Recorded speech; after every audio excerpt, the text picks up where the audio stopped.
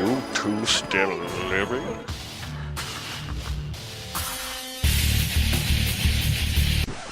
Yeah, and what... Dude, don't even bother saying a word. A boot has no quarrel with an ant. I know, Loki J, but let me just get in one more. I swear, it'll be subtle. You're listening to the Skeleton Crew. Exclusively on websites with more traffic than 4 people a month. We decided that we didn't want to do 4 people. We weighed the option of doing that, and we thought that, we would try to branch out and get more people involved, which is a silly thing. Oh, come on. You didn't really think I would ever do a single show there, did you? Hey, Cat! For me, it's nothing but the best. All the time. Yes, sir, I'm done slumming it up. I know, and we're going to get back to shows that jump the shark in a minute, but right now, we just want to make a little announcement. Starting June 12th, we will be doing an in-depth look at the Sleepaway Camp franchise to kick the summer off like we should, with a little bit of Angela Baker. So look for those shows around June 12th. We're going to break it up into 4 parts. We're probably going to release it every Tuesday and Friday for those 2 weeks. Now, the term jump the shark is a common reference to when a show or a franchise or series of movies go bad. But I'm going to give you a quick 30-second technical reason of why it's called jump the shark. Jump the shark is an idiom that is used to describe the moment in the Wait, before we get to the jump the shark, please let me just tell you this. I just read it on Twitter, and it's amazing to me. Mm-hmm. I think you'll appreciate it. Totally unprofessional. Yeah, well, this is how it works, I think, on this level. Yeah, on Twitter I read something just now, and I think you'll enjoy it, because I certainly did. Guess what was officially green-lighted? Or green-lit, I'm sorry, not green-lighted, green-lit. Halloween 3. No, this is even better than Halloween 3. Friday 13th Part 2. No, I wish, but no. Can I get one more guess? Yeah, okay, go ahead, give me. Cum Receptacles 4. No. No, this is even better than that.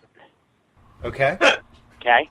Yeah. It's the ABC Family series Melissa and Joey that stars Joey Lawrence and Melissa Joan Hart.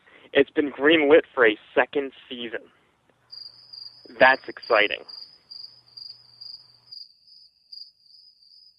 Jump the shark is an idiom that is used, not an idiot like Mike, an idiom that is used to describe the moment in the evolution of a horror franchise when it begins to decline in quality that is beyond recovery. This usually takes place when the writers use some type of gimmick in a desperate attempt to keep viewers' interest. It referred to the point in a horror franchise's history when the protagonist had outlived his freshness and the viewers had begun to feel that the movie's writers were out of new ideas. The phrase jump the shark comes from a scene in the 5th season premiere episode of Happy Days, titled Hollywood Part 3, in an episode where a water-skiing Fonzie wearing swim trunks and his trademark leather jacket jump over a confined shark, answering a challenge to demonstrate his bravery. Awesome episode. Yeah, right. Now, when I was a kid and I saw Fonzie do that, I knew that something went wrong with this show. Even at that young age, Alex, you could tell that they jumped the shark. Yeah, well, at that young age, I said something went wrong with this show. Like, what is this? Mm-hmm. I think I really noticed when he was sitting on the beach and he was wearing his leather jacket. I think an idea, two guys, can only go so far, you know? Yeah, we're going to pinpoint exactly where each horror franchise lost its good writing, direction, whatever you want to call it. It's pizzazz. It's spark, it's fire. Where it all just went like oomph. Yeah. So, where do you want to begin? We could start with the Texas Chainsaw Massacre. That's a good one to start with. All right, part 1, perfect, right? Agreed. I mean, it felt like real life. It felt like a documentary. The acting was solid as a rock. Filming was awesome. It was grainy. It was real. It was gritty. Awesome kills. It was shocking.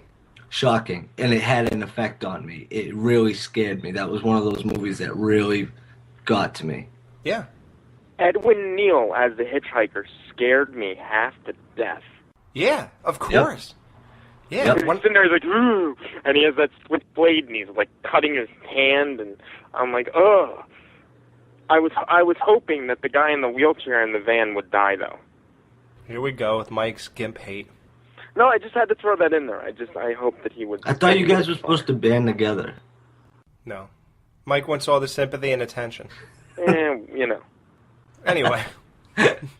So anyway, yeah, when he was cutting himself up in that van, I felt like I was in that van with them, like looking at this guy, dude. That's how much that movie pulled me in right away. And I'll tell you what, this is no lie. When I first watched it, when I first got into quote-unquote modern horror, because I told you I was a classic guy before I became like a Jason, Freddy, or not, I never became Freddy, but Jason, Michael guy and all that stuff.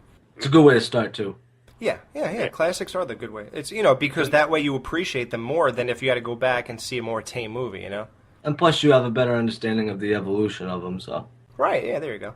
So, when I was done watching Texas Chainsaw Massacre, I seriously turned the TV off and just sat there for like 5 minutes. Yep. I'm not kidding. I really did. And I was about 20. Mm-hmm. And I still did that because I know I should have been like... I should have already been numb to that, but I don't know, man. I still thought it was that good. And I was shocked. Yeah. And then we get to part 2. Oh, God. No, Bill Moseley was great in that. Get him in the face! Get her! Get her! In the radio station? Yeah, we know. Yeah, we got it. Yeah, we know the radio station. Yeah, we get your reference. Get it? Because it's your dog. Yeah, no, we got it. Yeah. This went horribly wrong. The comedy. Why? How do you watch part 1 and say, you know what part 2 needs? It needs to be funny. It needs to be outlandish and crazy and over the top 80s like everything else that's happening right now. And I'm not even sure. What year was that, Mike? 86. Okay, then it was happening. It probably watched Jason Freaking Lives and said, okay, that's where we're going here, I suppose. I disagree, but okay. Dude, Mike, you really do like this movie, though, like, I love legitimately. it. I think that it's great. Come on. Dude, Dennis Hopper's what's in wrong? it, right? Dude, Probably Dennis one Hopper of the worst kicks movies ass of in his that career. movie. Are you insane? Dennis Hopper kicks total ass in that movie. That's what I just said. Probably one of his worst movies, though, but he kicks ass in every disagree. movie. Now, with that said, dude, there's nothing good about that movie. Dude, looking back, now with Devil's Rejects, I totally have an appreciation for Bill Moseley. Now, other than that, really, like I said, looking back, okay, I can see it, whatever. But if Devil's Rejects was never made, dude, and looking back, I would not say that is the staple of this guy's career, or like that was a high point. Like that character was so comical and over the top, it was so stupid, dude. Like Leatherface, punching through walls and stuff like that. That was completely over the top. Like you can't legitimately say that movie was good. Go. Dude, oh, please. What about where they lived, dude? He's in like a cave system. That's neat. It's very, it's like out in the desert, out in the middle of nowhere. And he had Grandpa there, and it was just like a whole big family reunion in the desert. I loved it. Well, what So did you you like thought, about Dan- that? What was scary about that? Wait, so you thought that it wasn't scary to you when the kids were driving in the car, hitting the mailboxes, and Leatherface is like beside them, trying to get them? You didn't find that scary at all? Not even close. and furthermore, dude, I just couldn't even barely make it through the movie because it was so ridiculous. No. I don't think that it went bad until Texas Chainsaw Massacre, the beginning, from 1994. I just think that movie was complete and utter garbage.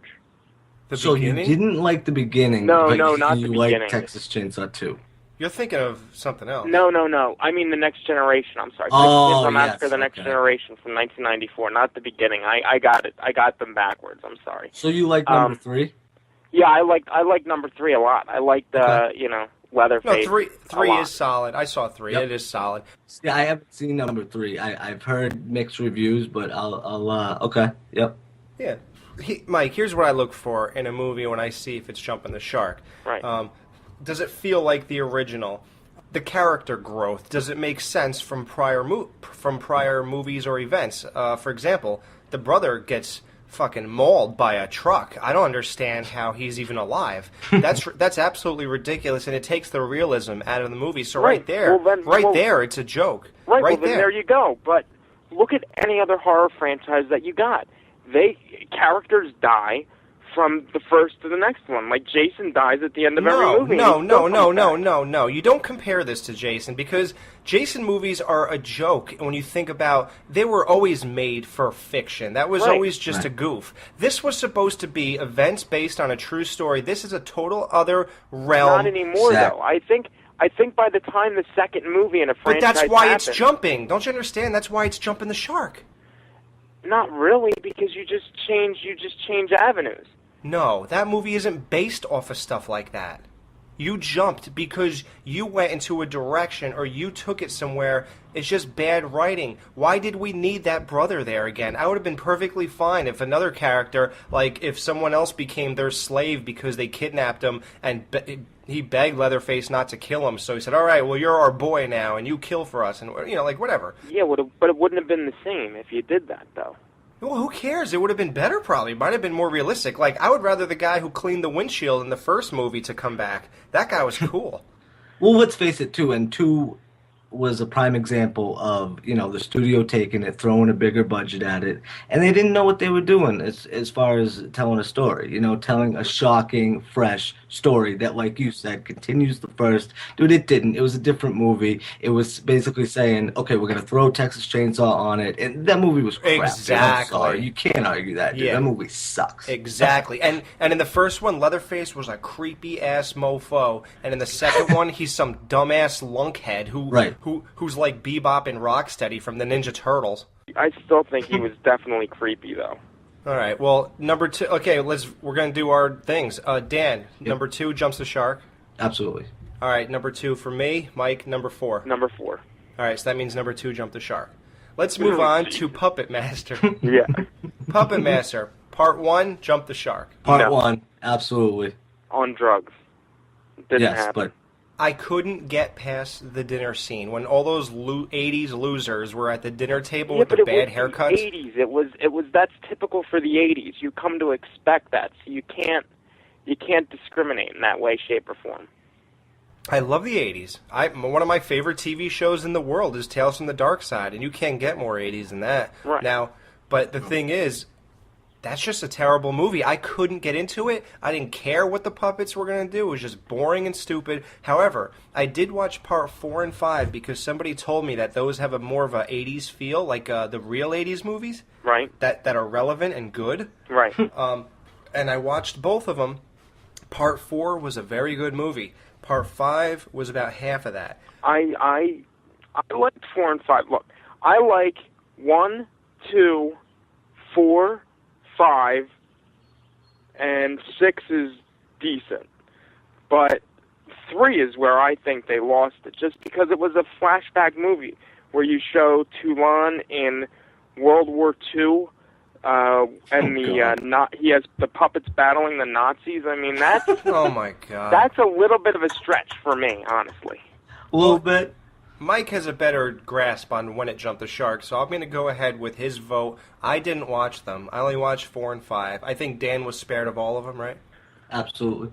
Those movies just are altogether unwatchable. don't offer. Wait a minute, though. What good about or Leech bad. It Woman? just doesn't offer anything.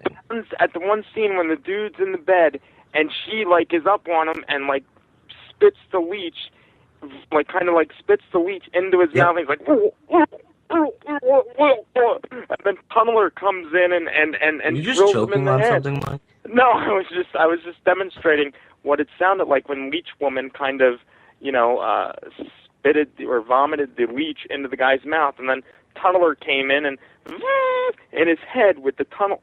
Dan, I think Mike was choking on something. Here's another clip of Mike choking on something.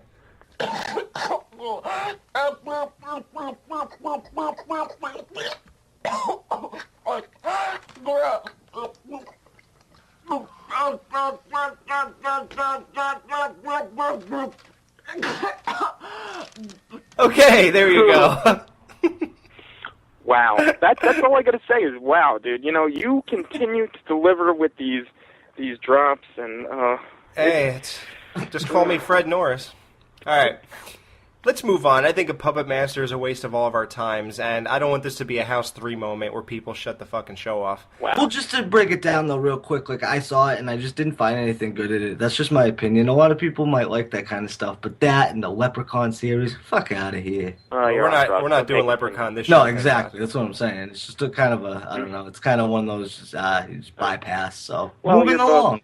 Let's move along. You're both wrong, but okay, continue. Yeah, good. The Lost Boys. The first one, I remember I watched it. I didn't think it was that great. Then, all of a sudden, part 2 and 3 came out, and Mike told me he has all the Blu-rays, so it reignited my interest. I was like, I really didn't hate that first one, so I went and blindly bought all 3 of them because I felt like, wow, that's pretty cool. They made 3 of them, and Corey Feldman's in them. That's cool. All right, and I just bought them blind, and it's because I got 3 for $30. Now it's a good deal either way. So I brought them home. Or I should say, Amazon delivered them. Yeah. Put the first one in. I was really into the first one. Awesome. Yeah. I felt there's one thing I don't like about part 1 or part 2. Oh, jeez. They kill the vampires very easily. Right. No. Dude, there's not much of a challenge with a lot of those kills. Like, for example, one that comes to mind is the one in the bathtub or something going after... I don't know if he was attacking somebody, but... Oh, that was awesome with the garlic in the bathtub. Come on, dude. Yeah, but it was very easy to kill him, though. You know what I mean? I don't know. It doesn't matter. Okay, so Lost Boys 2. Everybody in the world thinks that absolutely sucked dick. It didn't. It didn't. Nope. No. Good. Everybody in the world but us 3. Autumn Reeser is she's hot, amazing in that film. I love her. I think she's amazingly attractive. I love that Spanish chick in the beginning. Of course you do. Yeah. Yeah. That was dancing at that party, and she says, I follow surfers, and sometimes they follow me, and they went in the stand-up shower, dude. Right. Oh, my God. Is she hot or what? Yeah, dude, she was smoking, dude. The other chick, the lead chick, like you said too, she was really good looking. I like that movie though, and Stifler's brother's in it, which is fantastic, which is great. But see that with that movie, it screams straight to DVD, but at the same time, it's really good, and you could tell it was trying to pay homage to the first one, which they did. Now, I had a little problem with Feldman's voice in the movie. I thought it was too froggish. I thought it was because, dude, this movie was a little bit more in tone, serious tone than the first one, because the first one, it had a serious tone. I'm not saying that, but it was much more jokey and it kind of flowed more like almost like I want to think of like maybe like an E.T. or something like that, like something that anybody could really watch, and besides the vampire killing obviously, but with this one it was kind of more serious, so it didn't really gel as much as the first one. With that said, I liked it. I liked his role in it. I liked how he came back in it. I liked the whole cast. One thing I did not like was the cover of the original song. You guys know what I'm talking about? Yeah. The song in that movie. Cry, little sister. Horrible cover, dude. This guy tries so hard and just cannot hit the same notes. I don't know if he can't or what, but he just sucks. Why wouldn't you play the original? I mean, that would be awesome. But here's the thing, though. That movie is one of my favorite horror movies. Really? I love the head vampire, Shane. Dude, I love that guy. He's a bad actor, but I like it, though. I don't know why. There's something about his look and how he's just cool and laid back. And I'll tell you what, I hate the guys with him. I really do. Yeah. I think those are 3 asshole vampires. And I did like the beginning scene, though, too, Alex, when they met up with when they had that little confrontation with Savini. Yeah. Yeah, that was cool. Yeah, I like when he kicked his head and he hit the spine. Yeah.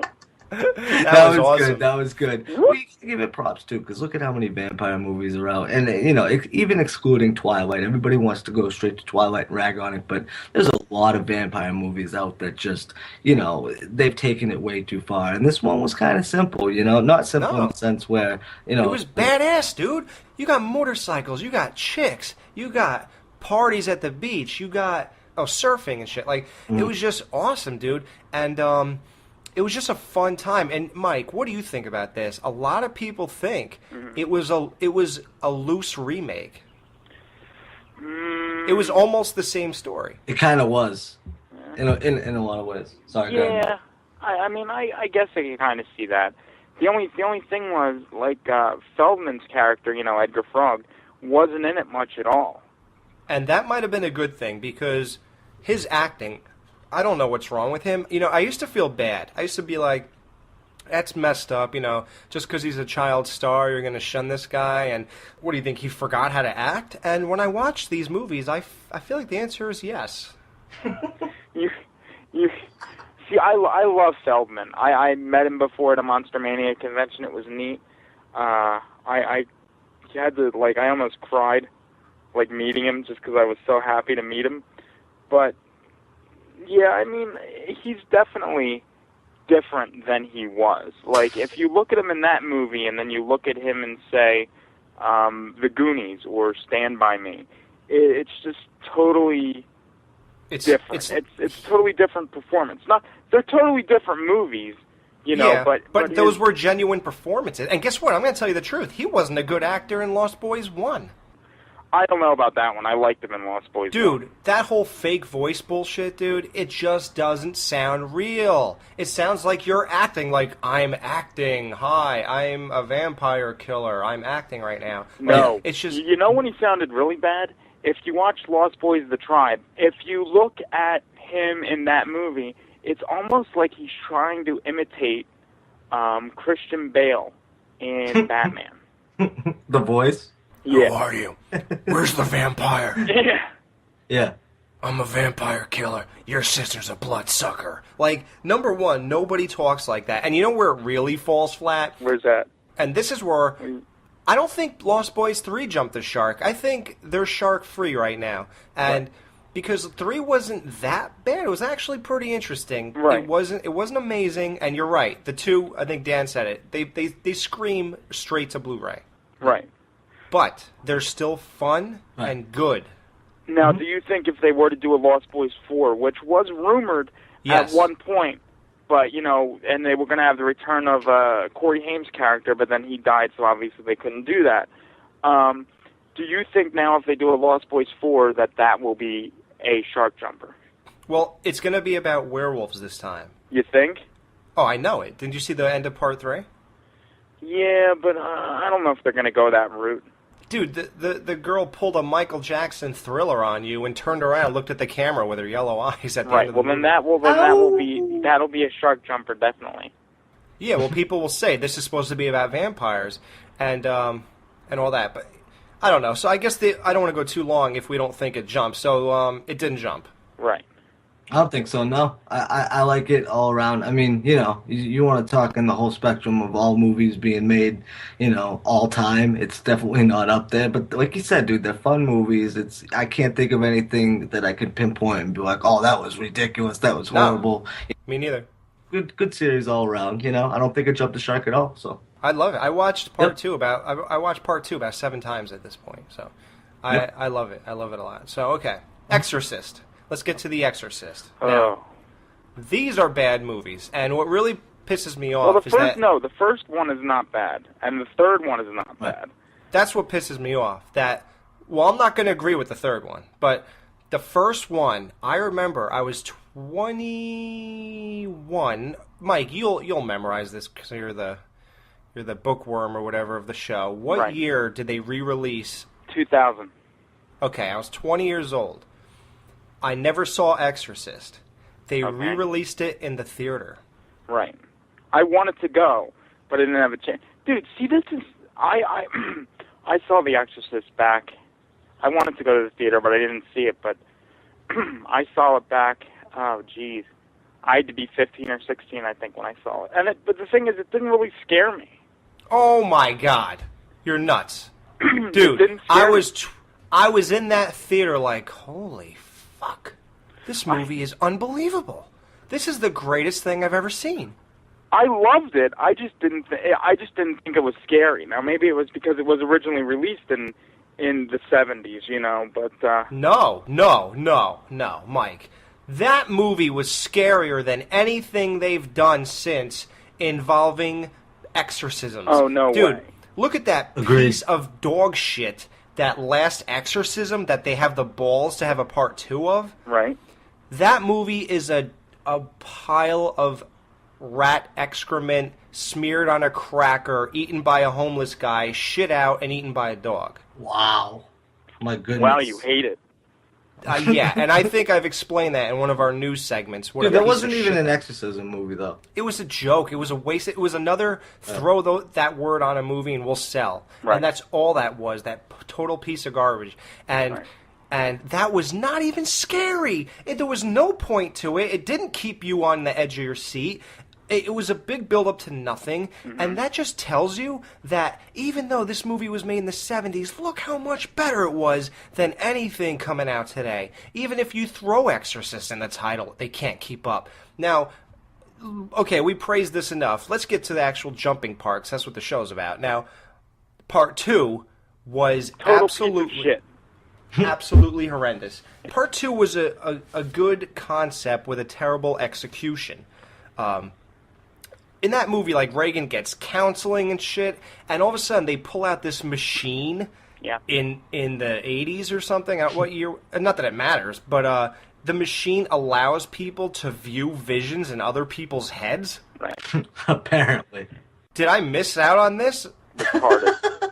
I'm surprised, honestly, I'm surprised that Linda Blair said, you know what, I'll do this movie. Oh, I can't believe she did that. Like, and it's all about this African tribe with the locusts. It's just mind-numbingly dull and boring. And the scenes where they're, like, looking at her thoughts, and it's that they go on forever, dude. And then, like, she's going against the, like, the devil is called Pazuzu and shit. Pazuzu, I summon thee, Pazuzu. Yeah. And then suddenly, like, a psychic is communicating with Reagan all the way from Africa. Like, since when is Reagan psychic? I can feel it inside me. Deep inside me. You actually remember any lines from this movie? No. Oh, okay. And the thing is, like, now she has another spirit residing inside of her. They spent a whole fucking movie taking one out of her, and there's still one there? Right. Well, because it was never really gone. There was just nothing scary about this. It was just so boring, and it just fell completely flat. Horrible movie. I don't even want to talk about it no more. There we go. So Exorcist 2 jumps the shark. Do we all agree? Yeah, and the beginning was good. I thought the prequel, Exorcist 4, so to speak. I didn't see that. Yeah, that was a good one. Movie. Yeah. Okay, let's get to a fan favorite, Nightmare on Elm Street Part 4. Let's hear where you're going to go with this one. I am blown away by that Nightmare on Elm Street Legacy documentary. Yeah. Did you both see that? Oh, absolutely. More than once, yeah. Yeah. Okay. Did you hear how they gushed and went on and on about how Part 4 was so good and because people it is. loved it? And people loved it. Yeah. Right off the bat.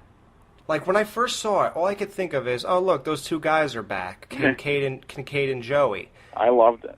They became parodies of themselves right off the bat. And it's funny because, oh my God, like... Good point. Hey, motherfucker! What you do? You know, like, come on, you fucking asshole. No, but that's how he talked in 3. Dude, get It's like, the... Friday! I know. But, dude, there it was genuine, and it was a real character. Yeah, but it was now, genuine there, too. Don't you get it when they're in the junkyard and he's like, I'll see you in hell. it was a token black guy at that Oh, point. give me a break. I disagree. He went from a character with a real personality to a token filler parody of himself. Yeah. Well, we know all about fillers, don't we? So continue. But here's the thing, though, Alex, about that movie, number 4. Yeah. Now, it is. That's basically all that movie is kind of a parody of itself, where I think, yes, it jumped the shark. Now, me personally, I do like the movie. Now, you said how everybody's in love with it. You do? Yeah, I like the movie. Now, do I think it jumped the shark? Literally, when Freddy's on the beach in that movie, as a shark, you know? I mean, come on. Yeah. Isn't that a good telltale sign? Like... Right. Yeah. Like talk about like It's almost 2D. yeah. Yeah. Like Freddy literally is a shark. Right. Would you imagine? I mean, you could stretch it and say, you know, part one had its hokey moments. He was dark there, but you know, what about when he stretched his arms out and he was scratching the wall and shit like that? Like that was kind of cartoonish, and it does take the. But then again, you could think of it as totally crazy scary. I mean, there's two ways to go there, but I think once you watch the rest of the movies, you look back on that now, and it takes away from it because you know he's a goofy guy. Right. And he's not really scary. I mean, dude, everything with this movie, like, I watched it again for this show, and I was like, I couldn't believe people think that this is good. I mean, Jesse Eisenberg is a poor man's Michael Cera, and in this... Yeah. in That's this a good movie, way to put it. Well, who was the poor man's Kincaid in this movie or whatever? No. I have another one. Yeah. The poor man's Corey Feldman was the guy who the karate guy. Oh, bullshit. No, he was not. Dude, that was That guy supposed to be doesn't even Corey come Feldman. close to what Feldman can do. They couldn't get Corey Feldman. They hired that jackass. Yeah, but they wouldn't. Corey Feldman wouldn't do that movie. He was. Look, Corey Feldman was above horror movies at that point, I think. The dog pissing to get Freddy back to life. Oh, that was neat. Yeah. That was neat. Yeah. And then how you see all the bones like form and the skeleton forms and the organs like regenerate themselves.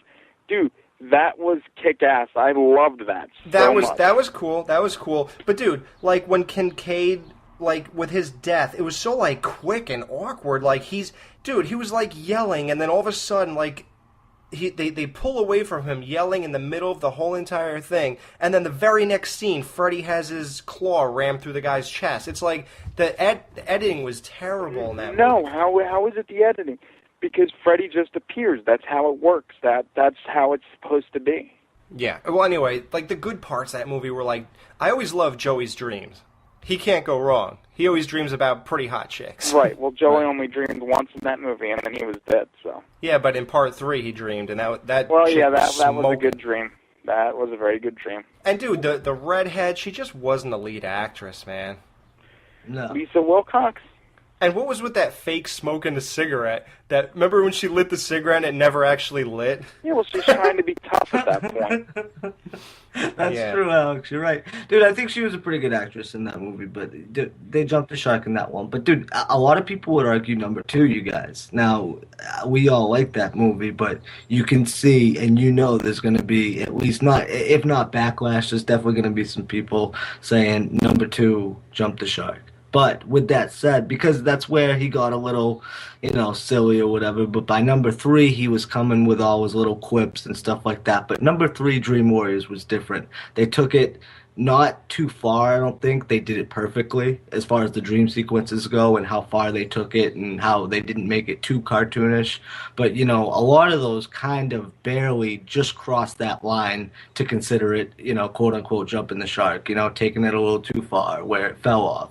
So I don't think 2, 3, or 4 did it. It's tough because 4, it's borderline, dude, because that's what I'm saying. It's one of those movies where some of it's stupid and over the top, yes, but did that kill it? No, that was one of the highest grossing movies. So that was really big. What? It was high. I'm going to tell you why it was high grossing. Number 1, because part 3 was so good, right. And then everybody who watched part 3 got the video, and then people who didn't go to the movies, they rented it. So all those people now saw it and loved it. So now you got the rental people and the movie people who all went to see part 4. That's why I made the most amount of money. There's no way that it's because of the quality. Need I remind you? Freddy's wearing sunglasses on the beach and he's like, reach out and touch someone. Mm-hmm. Or want to suck face? Learning is fun with Freddy. Like, what the fuck? Like, but oh I don't think that killed it, though. That's what I'm saying. Like, I agree, dude. I think they went overboard with it. Absolutely, definitely. But I just think, like, a lot of people like that movie, dude. That's one of their favorites. I'm not saying it's one of my favorites, but I don't hate it. It's, dude, look at past those movies. Go hop forward, 2, 3 movies. All of those movies are pretty much crap, This is where it started, though, dude. The cheesy 80s shit where she's dressing up as all her friends combined? Are you And how about the kidding guy me? that Yeah, didn't but even that's fucking great fight Freddy, stuff. but he just fought nothing air, you know? That, yeah, dude, it was a little ridiculous. I agree, dude, I'm agreeing with you. I just think that it wasn't the worst thing ever. Like, I think you're right, though. That was the beginning of the decline. It started with Freddy with sunglasses, and like you said, you know, you want to suck face and all that. It went a little too far, absolutely. And that, you're right, though. That was the beginning of the downfall. Now, after that, I think it progressively got worse. Oh, with each yeah. one. It was horrible after that. They killed the franchise after every movie. They were just clawing, scraping for anything, and they were coming up empty on every level. So, yeah, you know, it's tough because it is where it jumped the shark. Absolutely, I agree. But I just find it hard to say because that's kind of one of those movies that I do like. But just because it's so mindless and they're taking basically the original idea and just kind of, you know, putting a little extra on it, but not really. It's just another Freddy movie. Freddy's back in it. He's killing people. It's fun, so. Dude, the idea is good. It was actually a pretty good idea, but it was just pitifully done. Even the boyfriend and Alice, could you care less about any two characters? They were brother and sister, though. I thought that they were very believable in those characters. No, the redhead's boyfriend. Oh, Dan. The brother's friend, Dan, yeah. The only good things about that movie is like when the chick turned into a roach, and like when Freddy's body was being torn apart by the arms coming out of him. That was so badass, dude. But dude, even if you think of how they killed Freddy by his reflection, are you fucking joking? Like, Yeah. how Well, much they dumber? didn't kill him like that. He just that's how you knew he was still around because you saw the reflection in the pool at the end. Oh, yeah, exactly. Come on. You know, little stuff like that really just fucking bothers me about movies like that. But anyways, moving along. Yeah, we have to move along. All right, A Nightmare on Elm Street. 5 is where it jumped the shark for me. Okay, I say 4. Dan. 5. Come on, Dan. Dan. I have to say 4. You Yes! son of a bitch. Hey, I gotta take out my personal love for the movie, you know? Despite that, you know? Just like me with Jason Part 8, dude. You I disappoint knew me, Dan. Dude, you gotta take the passion out of this sometimes, so you don't sound like a total asshole. I'm not disappointing you, Mike. Like, I like the movie. I just think, you know, you gotta look at it from a third party perspective and take yourself out of it. You know what I mean? It's just that's where it jumped the shark, bro. You know, it's tough to say, man. Yeah, and that stupid, miserable dad who supposedly couldn't stop drinking. Please. But, dude, that's realistic. It's really hard to stop drinking. Not really, Mike. I quit drinking like 15 times already. It's not impossible.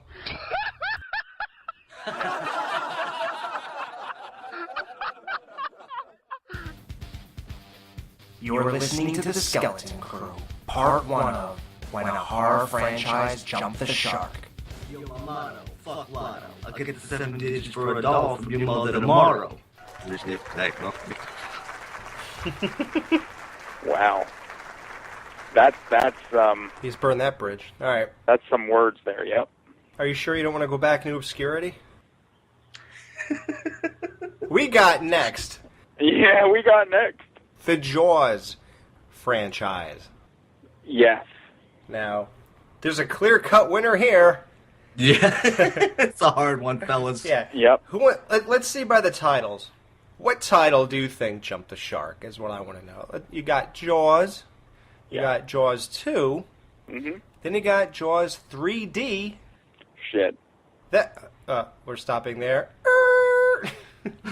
Okay. Hold up, wait a minute, let me put some pimping in it. No, I was just saying, this movie's just filled with, like, all those awkward, stupid 3D scenes where something's coming right at the camera. You know, like that kind of stupid stuff, and it just does not play well on your TV. And then, isn't this the one where we find out that Jaws is a woman? I mean female? Right. Well, yeah, you know what would have made it better? Because they weren't, you know, it was around SeaWorld, too, like they were around that, Yeah, right? yeah, why would I SeaWorld think- associate themselves with that? What the fuck were they Well, thinking? no, you know what I think would have made it better? If they would have had a subtitle, Jaws versus Shamu.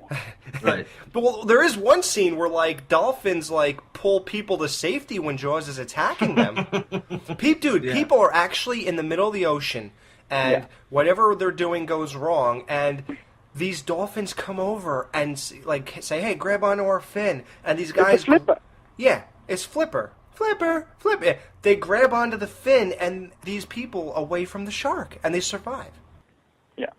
Ridiculous. Exactly. Like, that's Texas Chainsaw 2 compared to Part 1. That's this compared to Jaws 1. That's totally stupid. That is jumping the shark and... Fucking stupid. Oh, dude, and the effects when Jaws blew up, it was a total joke. Dude, if you can't... You know what? And they blew him up before. They blew him up in Jaws 2. No. Wait, Jaws 1. actually, I'm sorry.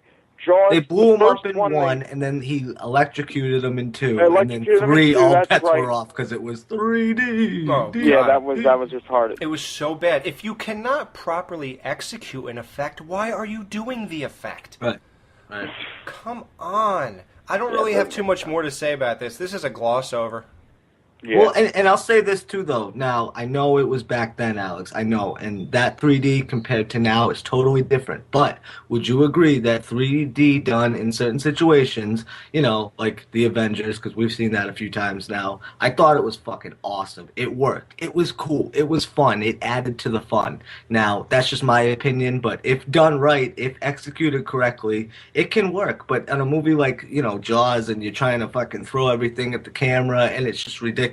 Like, the Avengers wasn't shot to make things fly at your face. It obviously just, they filmed it naturally, and it just added to it. I don't know how they added it. I honestly don't, but it was definitely done to fly in They your face. they did it post. Yeah, they did it post. Some weird way. For example, it was like, remember that little bizarre, that yellow ship they were, like a weird submarine they were in? Uh-huh. It just leaps off of the screen. Yeah. You know what it reminds me of? You ever see the original Clash of the Titans when, like, Harry Hamlin is... Oh, yeah. Yeah, when he's fighting these monsters and the two-headed dog and all that shit, but he was in front of a screen? Right. That's what it looked like. You got it. And it was like, what is this? Yeah. And well, whatever. All right. So we did Jaws 3. That's the third one. That's it, right? Yeah. All right, let's get Absolutely. Hands down. Now let's get right to Scream 3. Yeah. You're on drugs if you think that jumped the shark. Because I can tell you exactly where the movie jumped the shark. Can I tell you where? Yeah. Okay. Here it is. All right, I'll tell you right now. Yep. I'll tell you when the franchise, when it jumped the shark, and then when it came right back, because it's very easy for me to differentiate between the two. Oh, all right, what happens is, in Scream 2, Randy dies, it jumped the shark. Dude. And then 5 minutes later, it kind of comes back. And that's it. Can you believe that this guy will let all of his opinions be totally tainted? Dude, Randy was the driving force behind that film. And the fact that he makes a brief cameo in Scream 3 shows that it's a grade A film. Yeah. Too bad the cameo is supposed to be him filming himself before he dies, yet he looks 5 years older in the video. Nobody doesn't. He's got a different haircut and shit. No, Yeah, exactly. It's not a valid point, Mike. Seriously, I because of disagree Randy, with you. dude. That's bullshit. It is. That is the only reason. That is the reason that it jumped. If they would have kept that character alive, it would have stayed on course throughout the entire franchise. One of the most shocking moments in the Scream series, and that's why it's effective, because pretty much anybody can go, and if they do more Scream sequels, I wouldn't be surprised if Nev Campbell or David Arquette or Courtney Cox went, because they can off anybody. Dude, Randy was awesome, dude. He died, man. I hate it just as much as everybody else, but get over it. Dude, let's break this down for real. Let's talk about, and Mike, you could refute every point. Right. Okay, maybe did it jump when Silent J and Bob made a cameo? You mean Jay and Silent Bob, not Silent J. Oh, Silent J. Dude, whatever. Dude, when they walked in, come on. That was amazing. Dude, that was so hacky. I thought it was great. It was one of the high points of the film. If they would have kept them in there a little longer and maybe had them get killed by Ghostface, that's the only thing that would have made it even better. That would... Yeah, no, dude, it just takes you out of it. Remember when we mentioned The Rise of Leslie Vernon and Cabin in the Woods isn't... Right.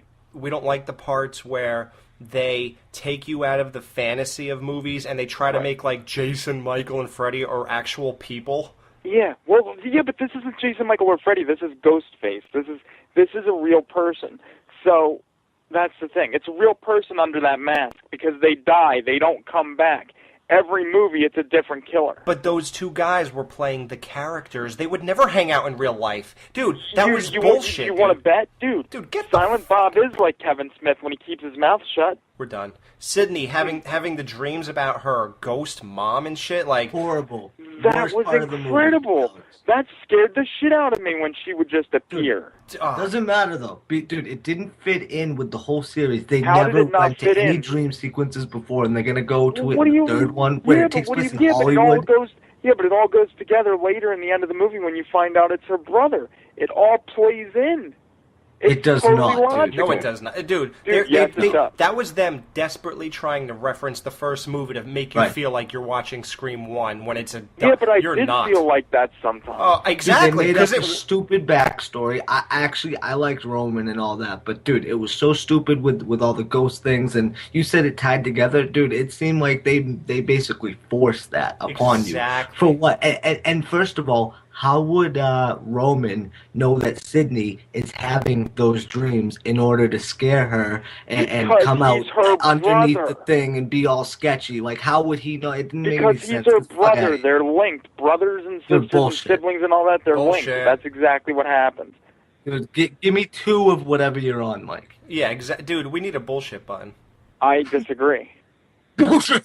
Yeah, hey, listen, I want you to record a drop right now. Ready? Go ahead. Go ahead, Dan. Bullshit. All right, you guys will hear that probably after every sentence Mike says. Yeah, right.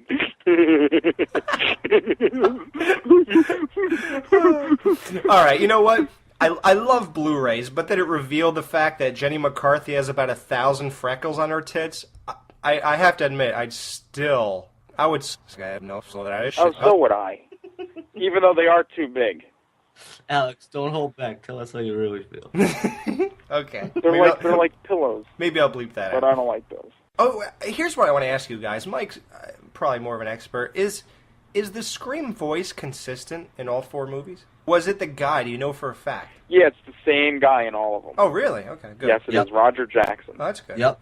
All right. Well, anyway, like about when I was watching it, because once again I watched it for this show because I want a little refresher, and I recall about 40 minutes into this, I definitely realized I would not like this movie if I didn't like part 1. Yep.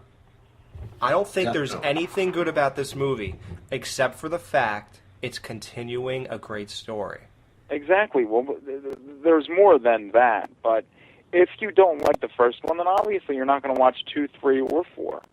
So no, see the whole thing with Scream 3 is actually, in my opinion, dude, it's ironic. And it's ironic in the sense that Scream is the quote-unquote meta movie or meta series, and that's exactly what Scream 3 was. It was so meta that it was stupid, dude. And you want to use that fucking term, a million times in that series, it's going to happen, I understand. But that was way is more the meta epitome than 3, of it. though, dude. It was trying to be a Scream movie, and it wasn't. It was basically a shell of a Scream movie, dude. It had nothing to do with anything. It had people dying, yes, but there wasn't any good chase scene. Like, look at the chase scene in number 2 with Gail, and in the suspense when they were going through that back room, and then she goes into the other room and throws the bookshelf type thing over the door, and he just barely gets in. Like, so suspenseful. Good stuff. Good. Yeah, that's horror. great when they're in that friggin' station and she sees like Dewey in the recording booth or whatever, and then he gets stabbed, like, and you see like the blood spit out on the window. It was neat. Right. I loved it. And what is with Gail's hair, dude, with those fucking ugly bangs, man? Like, yeah, I didn't like her hair much in 3. And dude, that chick who replaced her, that blonde Parker Posey. Yeah, she was such an ugly whore, dude, with the chain smoking every second. Oh God, what are you, a reporter for Woodsboro High? Oh my God, Carrie Fisher making a cameo and saying, "Oh, come on, that was genius." With that gross smoker's voice, she's like, a lot of people do confuse me for her, and I tell him, if I was really her, would I be working here? Or like whatever she said. I mean, really. I mean, it's just overdid everything. Like, Scream 2 was genius, dude. It was. It was a great sequel. But, you know, you look at Scream 3 compared to those other two, and, you know, whether you like it or not, it's just, I'm sorry, dude. If you say this is a good movie, you're on drugs or there's something seriously wrong with you. So That's brilliant. Like, yeah. Again, with the token black guy. Are you kidding me? Why don't you just hire Chris? Oh, I got trivia for you guys. Do you know where that guy, Dion Richmond is his name, do you know what 80s sitcom he became a reoccurring character on? Different Strokes? No. Bill Cosby Show? The Cosby Show, you are exactly 100% correct. He was the daughter Rudy's friend. That's Kenny right, or dude. Bud. That's him? Yep, that's him, Dion Richmond. Well, you know what's funny? How you said he's the token black guy? One of my favorite movies of all time, Not Another Teen Movie, that's exactly who he plays. That's his name. That's who he plays, dude. Yep. And you know what? Like, the other scene that I thought was dumb, you remember how, like, that weird Loomis moment in Halloween when Loomis is standing outside the Myers house for hours, all through the night, and all of a sudden he just turns to the left and sees the Myers car? Don't be blasphemous, sir. You're reaching the blasphemy point. Sydney had a Loomis moment. She's sitting at this detective's desk for like hours, and then she just moves something over and sees a file of all her stuff on it. That was amazing. Mike, wouldn't she have like looked through that stuff as soon as she sat down? No, because she's got her stuff on her mind, dude. People are dying around her. The last thing she wants to do is look through somebody's folders. Yeah. Well, anyway, Roman's explanation for like why he killed and all this other stuff, that was good. I liked it. Yeah.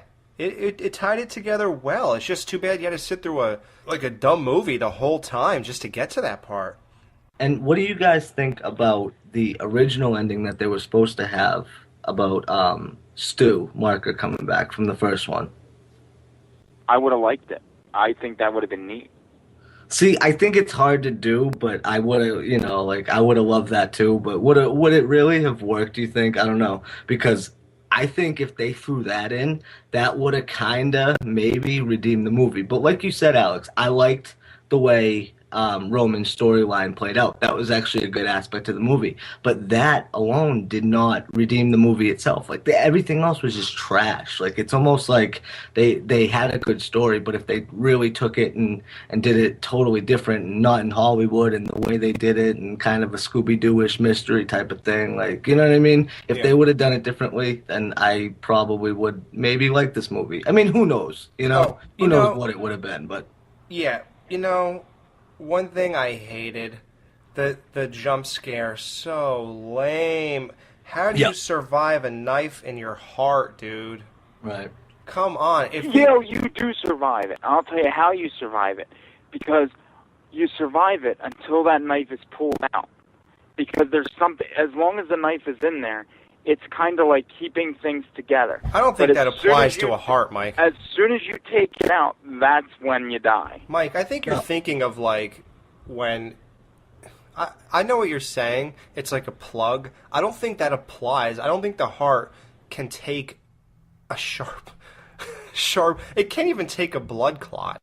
How could it take a knife inside of it? I just don't see that. The blood clot is blocking flow. The knife doesn't necessarily do that. Forget about that aspect. Look at the fact that when she checks Roman, we're supposed to believe that he's dead. She even checks his pulse. That's complete bullshit, dude. That's a cop-out. And I heard in one of the commentaries that maybe, I think in a scene, or it was written, that it was explained that he did something to slow down his breathing or something. Dude, that's a total cop-out. Right. That's the shark jumper. We got one vote. I know Dan got another vote. Mike, what are you going to say? Part 4 is? No, not at all. I think Randy's death, and then it came back 5 minutes later. You are insane, Michael J. Yep. He's still with that. All right. We hope you enjoyed the first installment of the Skeleton Crew's when a horror franchise jumped the shark. Stay tuned to the channel for future installments. Next week we will be back with our regularly scheduled show. Arrivederci, baby.